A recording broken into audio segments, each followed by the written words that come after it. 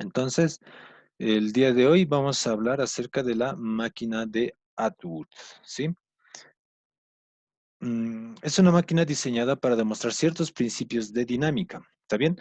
¿Qué es una máquina de Atwood en esencia? En esencia es una máquina simple, ya es una máquina simple que consta de un rodillo giratorio, ¿no? De fricción despreciable, formado por dos cuerdas, ¿no? Que pasan por ese rodillo, por esta ruedita, ¿no? Y que podemos poner al extremo de las dos cuerdas cualquier cosa, ¿no? No sé si han visto ustedes en las construcciones que utilizan ese tipo de máquina, ¿no ves? Se llaman poleas, ¿no? Es una polea, esto es una polea. Y no sé si han visto en las construcciones, arriba para subir algo, ¿no ve? Para subir algo, siempre colocan una polea de este tipo. A ver dónde está.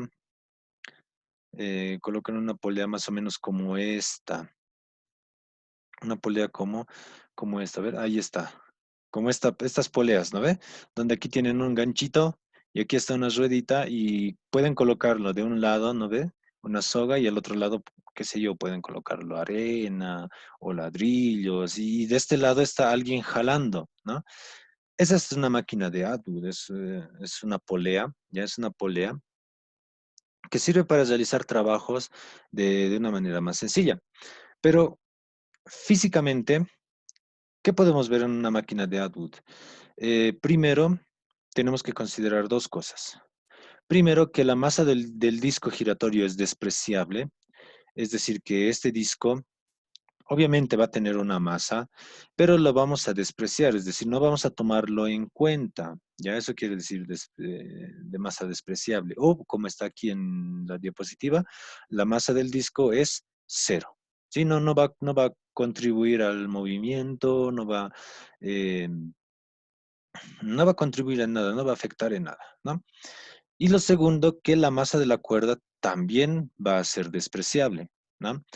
Si alguno de ustedes ha trabajado en una construcción, ¿no? En una construcción grande, yo por ejemplo con mi papá siempre iba y le ayudaba, ¿no? Así de chiquito. Y veía pues que para jalar cierto tipo de pesos se necesita una cuerda gruesa, porque no puedes amarrar pues, aquí un hilito, no ve un hilito así cualquiera, lo amarras y listo y jalas con los deditos, no. Tiene que ser una cuerda también que soporte la tensión, ¿no ve? Entonces, esa cuerda suele ser muy gruesa, ¿no? Y al ser muy gruesa también suele ser pesada. Quizá al inicio no se sienta el peso, pero cuando ya agarras toda la cuerda y jalas y jalas y jalas y haces un montón de cuerda, esa cuerda también pesa. Pero en esta máquina de Atwood, para simplificar algunas cosas, la masa de la cuerda también va a ser despreciable. Aquí falta algo más acerca de la fricción que existe eh, entre el rodamiento, ¿no? A ver si vemos aquí otra vez la imagen. Estas poleas, ¿no? Aquí adentro deben tener como una especie de rueditas, ¿no? Como las rueditas de las bicicletas. Debe tener algún sistema aquí para que gire, ¿no? O como en la carretilla, solamente será un fierro y nada más. Pero tiene algún tipo a ver, en esta imagen vamos a verlo. Tiene algún tipo de mecanismo, ¿no? Tiene algún tipo de mecanismo acá para que esta rueda gire, ¿no? Y se elimine toda la fricción. En la máquina de Atwood también vamos a despreciar esa fricción, ¿sí? Esa fricción que tiene aquí la ruedita, ¿no? Entonces, ¿qué podemos deducir de esta máquina de Atwood? En esta máquina de Atwood vamos a colocar dos pesos, ¿no? Un masa 1 y masa 2, ¿está bien? ¿Y qué se demuestra?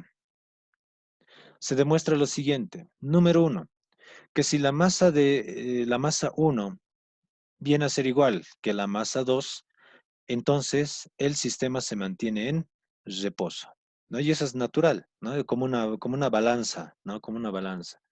Masa 1 es igual a masa 2, entonces la balanza se va a quedar ahí quietita, ¿no ven? Ninguno va a bajar ni ninguno va a subir. Entonces el sistema se mantiene en reposo, quieto. Ahora, ¿qué pasa? ¿Qué pasa si la masa 1 viene a ser más pequeña que la masa 2? Entonces, dice, el sistema se mueve con aceleración constante. ¿Sí? Es decir, si colocamos un peso mayor en esta masa, entonces vendría a moverse así, ¿no? O sea, la cuerda también tiene que ser inextensible, ¿no? Entonces, ¿qué sucedería? Que la masa 2 comenzara a bajar y la masa uno comenzara a subir, pero con aceleración constante. Allá cuando trabajaba con papá, solía suceder lo siguiente, ¿no? Que ya en esta parte no suele haber tanta cuerda y en esta parte suele haber mucha cuerda. Entonces, ¿qué es lo que pasaba? Automáticamente esta parte de la cuerda subía hacia arriba, ¿no? Subía hacia arriba y, y subía con una aceleración constante, es decir, subía, subía, subía y empezaba a correr, cosa de que cuando estaba aquí cerca de la polea, llegaba con mucha velocidad, ¿no? Al inicio subía con poca velocidad y cuando ya estaba cerca de la polea, con mucha velocidad. Eso quiere decir que existe la presencia de aceleración. O qué sé yo, si lo dejas caer a la masa M2, ¿no? Si, digamos, en la construcción dejas caer aquí en la masa 2, que si colocamos la arena y lo dejamos caer, obviamente por la acción de la gravedad va a caer hacia abajo y va a acelerar, ¿no? Y eso puede suceder algún accidente o qué sé yo, ¿no? Pero hay aceleración, hay presencia de aceleración, ¿sí? Ahora, veremos de la máquina de Atwood los tipos, ¿no? Tipos de poleas. ¿Está bien? Hay dos tipos de poleas que vamos a estudiarlas, ¿no? La primera son las poleas fijas, ¿no? Las poleas fijas. Y la segunda que son poleas móviles. Las poleas fijas son aquellas que se clavan en el techo o en algún punto y estas poleas no logran moverse. Es decir, lo demás sí se mueve, pero estas poleas no se mueven, ¿no? Son como rodillitos chiquititos, ¿no? En ejercicios anteriores también hemos puesto, ¿no?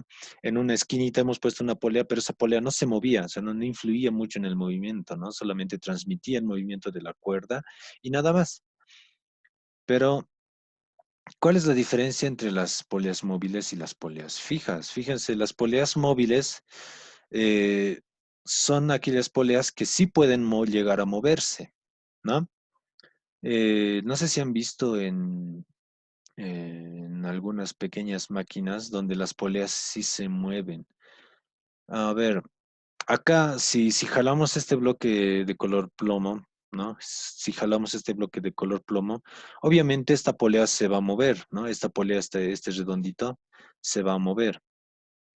¿Y hacia dónde se va a mover? Se va a mover hacia arriba, ¿no? Se va a mover en esta dirección, ¿no? ¿Por qué? Porque esta cuerda la está jalando, ¿no? Esta cuerda la está jalando y como esta polea está girando también y esta cuerda también se está retrayendo, se va a mover hacia arriba, no tiende a moverse hacia arriba. Esta es una polea móvil, es una polea que sí puede moverse, mientras que una polea fija naturalmente está ahí, está fija, está en un lugar y no se va a mover para nada, ¿no? Entonces, ¿qué es lo que sucede? ¿Qué sucede entonces con las tensiones y con las aceleraciones? Pues veremos acá, ¿sí? Primero, hagamos un estudio para las poleas fijas. ¿Está bien? Ahí tenemos una polea fija, ¿no? En esta polea fija, ¿qué cosa va a existir? Pues ya les decía, ¿no? Si hay una cuerda, ¿qué cosa colocamos? Es una corbatita, ¿no ve? Ahí están las corbatitas. Y al existir esas corbatitas, ¿qué le hemos llamado? Las hemos llamado tensiones, ¿no? Las hemos llamado tensiones. Entonces, ¿qué es lo que sucede en una polea fija? Pues en una polea fija sucede que si es la misma cuerda, va a tener la misma tensión, ¿verdad? Eso en estática lo hemos visto, ¿no? En algún ejercicio hemos visto que en estática hemos dicho, si es la misma cuerda, va a tener la misma tensión. Y eso se cumple acá en las poleas fijas. Ahora bien, eso en cuanto a la estática.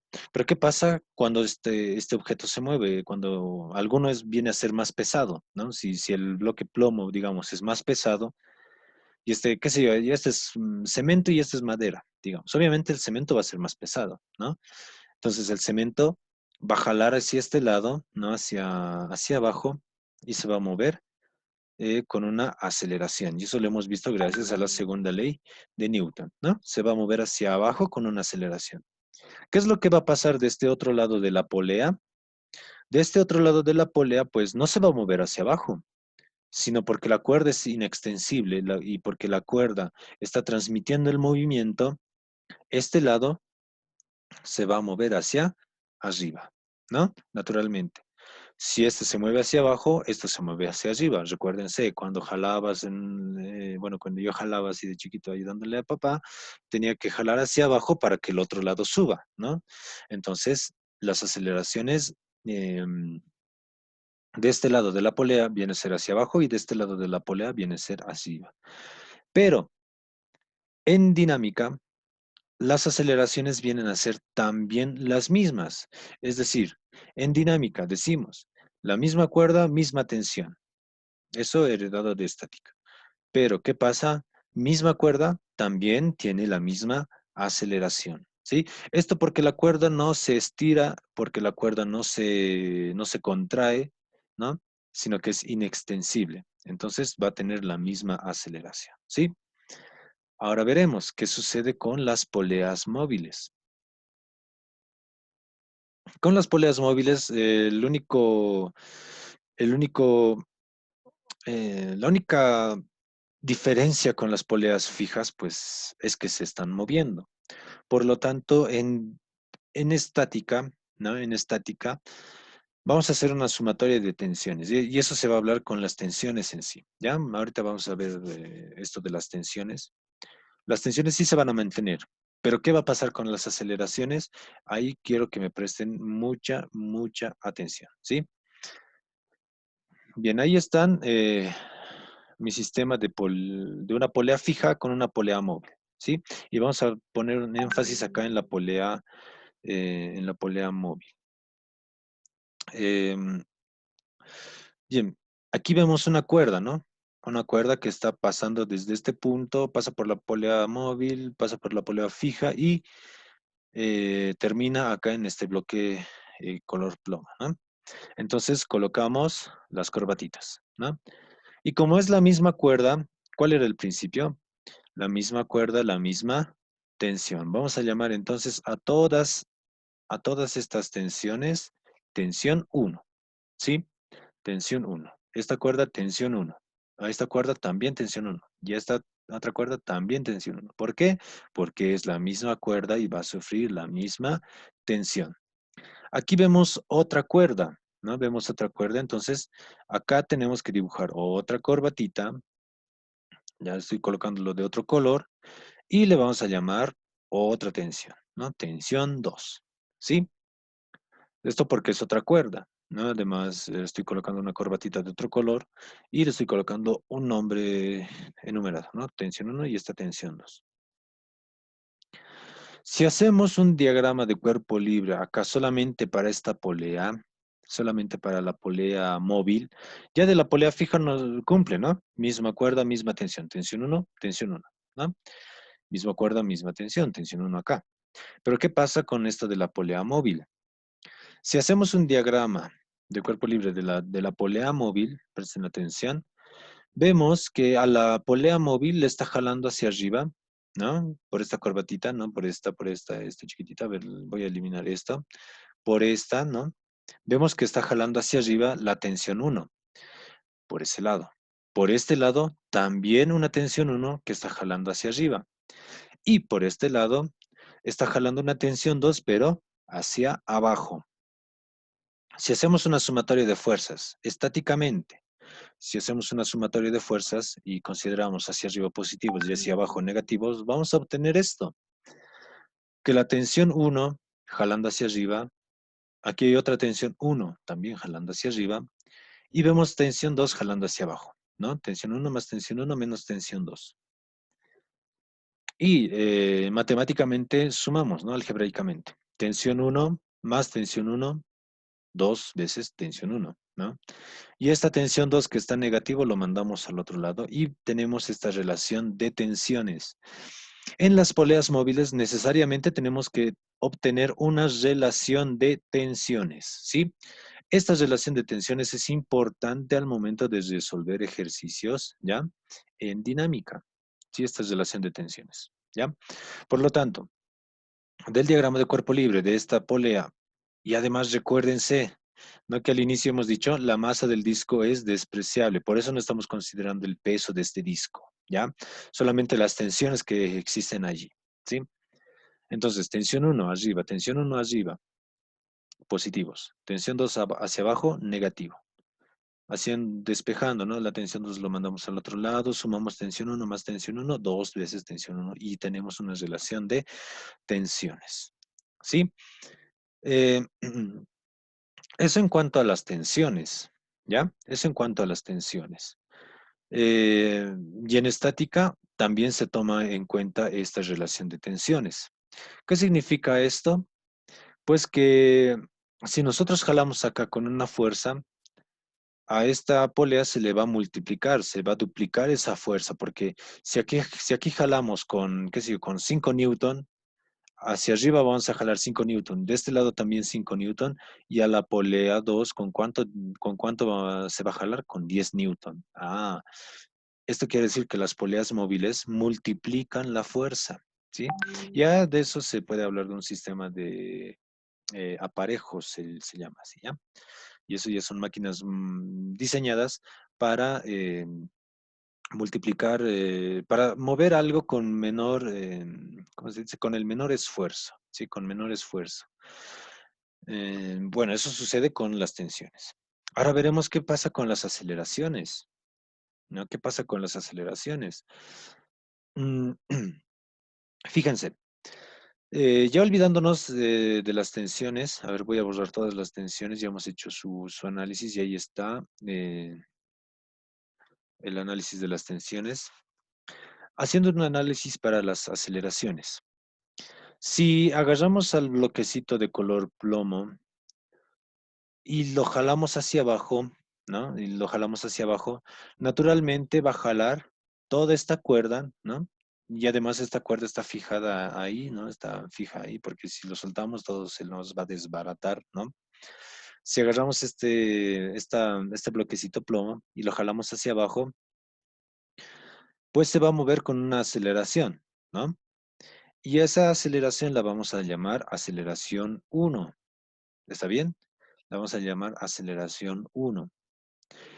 Este bloquecito que está con la polea móvil, ¿no? Este bloquecito de color naranja, se va a mover con una aceleración también, ¿no?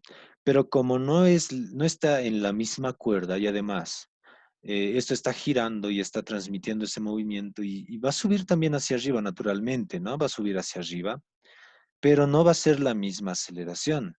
Es decir, la vamos a llamar aceleración número 2. ¿Y cómo obtenemos entonces la relación de sus aceleraciones? Esto ya es un poquito más un razonamiento un poquito complejo, quizá no lo entiendas bien, pero quiero que se entienda el principio, ¿sí? Si jalamos a esta cuerda 2 metros, ¿no? Si jalamos esta cuerda por este lado 2 metros, esos 2 metros se van a distribuir, ¿no? Gracias a esta polea móvil se va a distribuir 1 metro de este lado y 1 metro de este otro lado. ¿Se está entendiendo? Si yo jalo de acá 2 metros, gracias a esta polea móvil, lo que va a consumir de cuerda en esta parte, perdón, lo que va a consumir de cuerda en esta parte, de esos 2 metros se va a distribuir 1 metro acá y 1 metro acá. ¿Está bien? Es decir, a este le llamaremos distancia 1 y a este le llamaremos distancias 2. Estoy poniendo x1, ¿ya? X1. Si aquí le jalamos 2 metros, se va a repartir aquí 1 y aquí 1. Y vamos a tener esta relación de distancias. ¿Está bien? Ahora, eh, para encontrar la aceleración o las velocidades en cinemática, se hace una operación que se llama derivar, ¿ya? Eso en un momentito. Eso en matemáticas se llaman, son operaciones, ¿ya? Bueno, ya son operaciones un poquito más complejas, de otro nivel, pero se llama derivar, ¿ya? Entonces, y les explico. La derivada de la distancia respecto al tiempo se llama velocidad, ¿ya? Entonces aquí lo que estamos haciendo es una derivación respecto del tiempo. Es decir, ¿qué va a ocurrir si a esto le divido entre el tiempo? Ya en pocas palabras, ¿ya? Si le divido entre el tiempo. ¿Qué vamos a obtener? Vamos a obtener una velocidad, ¿no? Porque recuérdense en cinemática del año pasado, si yo tengo una distancia y le divido el tiempo, pues encuentro velocidad, ¿no? Entonces, ¿qué es lo que quiere decir hasta acá? Que si yo a esto lo cronometro y digamos, agarro 2 metros de esta cuerda, ¿no? Jalo aquí 2 metros de cuerda y lo mido en el tiempo, pues va a ser la mitad, ¿no? Es decir, se va a consumir aquí 1 metro y aquí 1 metro, pero también en ese mismo tiempo. Y eso se le llama la velocidad, ¿sí? Ahora bien, ya que tenemos esta igualdad, que la velocidad que existe en este uno va a ser el doble de la velocidad de este otro lado, también vamos a derivarlo y lo vamos a derivar respecto del tiempo, ¿ya? Entonces, hacemos la misma operación. La derivada de la velocidad respecto del tiempo, a eso se le llama aceleración. Entonces, vamos a obtener esto, que la aceleración que va a obtener uno va a ser el doble de la aceleración que va a sufrir el bloque 2, es decir, la polea móvil. Quizá no le entiendes bien, ¿no? Quizá no le entiendes bien porque estamos hablando de derivadas y cosas que no lo has visto hasta el momento, pero lo que quiero que se entienda es este principio, que si en este lado de la polea tú jalas unos 2 metros, esos 2 metros se van a repartir a estos dos lados de la polea móvil, ¿sí? De la polea móvil. Por lo tanto, Por lo tanto, la aceleración va a sufrir lo mismo, ya va a sufrir lo mismo. Esto ya es fines explicativos, que más adelante los vas a ir entendiendo en la universidad, pero quiero que se entienda eso, ya que la aceleración va a sufrir el mismo efecto que cuando tú jalas de este lado 2 metros y se va a repartir a estos dos lados de la polea. ¿Sí? Ahora bien, nos fijaremos entre la tensión y la aceleración. Fíjense, de la tensión hemos dicho que 2 veces de la tensión uno vendría a ser a la tensión 2, ¿no? Y fíjense, sucede lo contrario con las aceleraciones, ¿no?